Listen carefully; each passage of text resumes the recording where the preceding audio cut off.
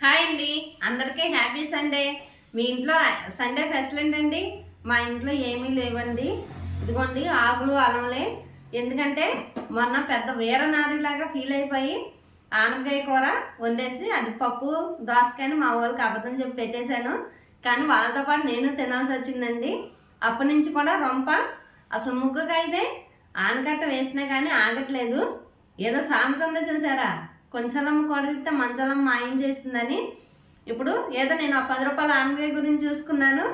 ఇప్పుడు మందులకి వాటికే నాకు బోల్ డబ్బులు అయినాయండి. అయినా కానీ తగ్గట్లేదు. మీ దగ్గర ఏమైనా సొల్యూషన్ ఉంటే చెప్పండి. ఏదైనా అది వచ్చే టైంలో కలిసి రావాలి తప్ప మనం పొదుపు చేస్తే మట్టుగా వచ్చేద్దా ఏంటండి?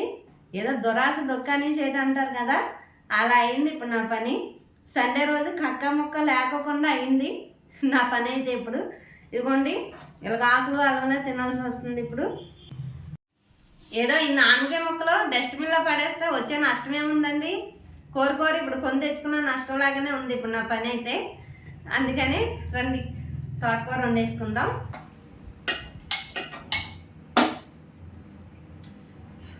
గిన్నె పెట్టుకుందామండి. దీంట్లో ఆయిల్ పోసుకుందాం. ఒక 2-3 స్పూన్లు ఆయిల్ పడుతుంది. ఆయిల్ హీట్ అయిందండి. తిరుమల దినుసులు వేసుకుందాం. కొంచెం జీలకర్ర,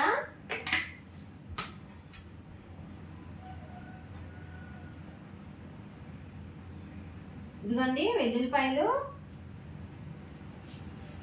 తుంచుకున్న 2 ఎండుమిరపకాయలు. ఆల్రెడీ ఆ ఎండుమిరపకాయ తుంచిన చేత్తోనే ముక్కు తుడుచుకున్నానండి. ముక్కు అయితే మండుతుంది, మామూలుగా మండట్లేదు. ఇదిగోండి వేగిపోయినాయి. ఇప్పుడు కరివేపాకు వేసుకుందాం.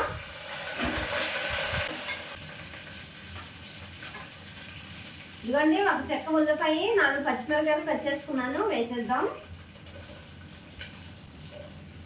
కరివేపాకు మటుకు మంచి స్మెల్ వస్తుందండి. ఆ స్మెల్ ఎలా వెళ్ళింది అంటారు లోపలికి?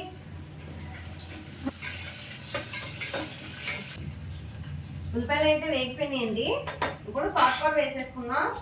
ఇదిగోండి నీట్గా కడుక్కొని పెట్టుకున్నాను. ఒక 4-5 సార్లు కడుక్కున్నానండి. కొద్దిగా అవసరమైతే కొద్ది సరుకు కూడా వేసి కడుక్కోవచ్చు. ఉత్తిదేనండి బాబు, అలాంటి పనులు అయితే. సరే తరలే, ఎన్నెన్నో అనుకుంటాం, అన్ని జరుగుతాయి ఏమిటి?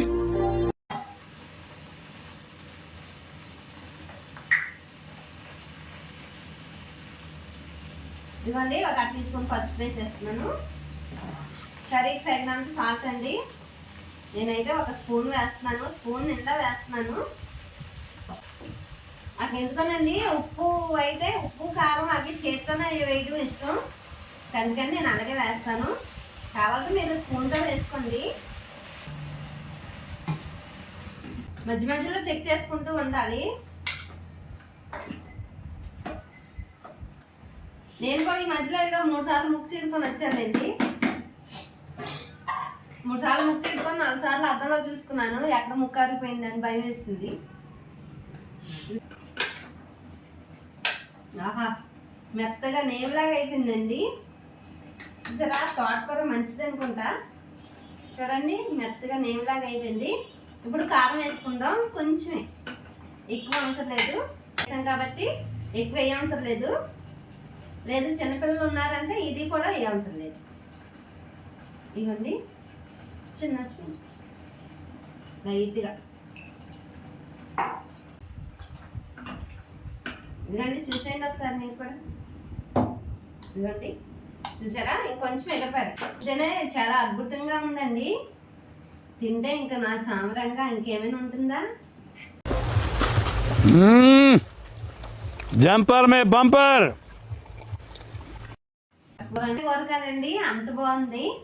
కళతో చూసే చెప్పగలుగుతున్నాను, ఎందుకంటే మనం ఆడవాళ్ళం కాబట్టి. ఏదైనా మనం కళతోనే అబ్జర్వేషన్ చేయగలం.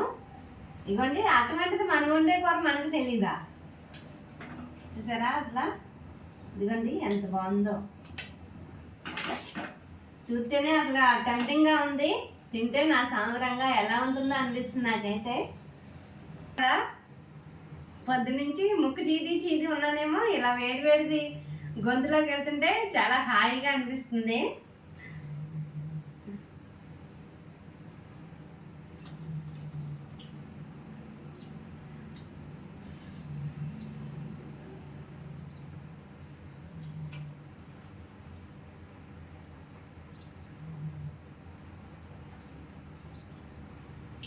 చాలా అంటే చాలా బాగుందండి. ట్రై చేయండి మీరు కూడా. ఈ వీడియోకి అయితే లైక్లు సబ్స్క్రైబ్ ఏం అడగనండి, కాకపోతే చిన్న చిటిక అయితే చెప్పండి నాకు రొంప తగ్గుతానికి అంతే. బాయ్ అండి, ఉంటా.